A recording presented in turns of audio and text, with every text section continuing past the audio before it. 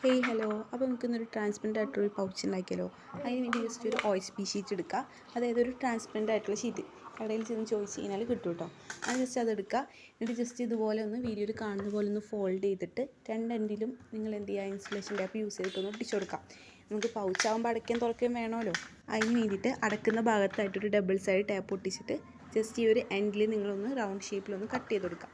എന്നിട്ടൊരു washing tape use ചെയ്തിട്ട് ഇതുപോലെ ഒന്ന് രണ്ട് എൻഡിൽ ഒട്ടിച്ചു കൊടുക്കുക. ഇനി വാഷിംഗ് ടേപ്പ് ഇല്ലാത്തവർ ജസ്റ്റ് ഒരു പേപ്പറിൽ പാറ്റേൺ വരച്ചിട്ട് ഒട്ടിച്ചു കൊടുത്താലും മതിയാവും. ഇതുപോലെ തന്നെ കിട്ടും കേട്ടോ.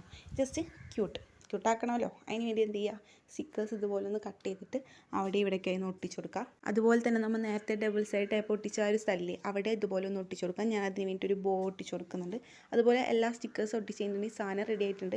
അതിന് ഞാൻ അതിൽ കുറച്ച് പെൻസിലൊക്കെ ഇട്ട് നോക്കിയ സമയത്ത് എനിക്ക് കുറച്ച് ഫിനിഷിംഗ് ഇല്ലാത്ത അല്ലെങ്കിൽ ഒരു സുഖമില്ലാത്ത പോലെ തോന്നി. അപ്പോൾ ഞാൻ എന്ത് ചെയ്തു, അടിയിലും ഇതുപോലെ ഒന്ന് വാഷിംഗ് ടേപ്പ് യൂസ് ചെയ്തിട്ട് ഒട്ടിച്ചു കൊടുത്തിട്ടുണ്ട്.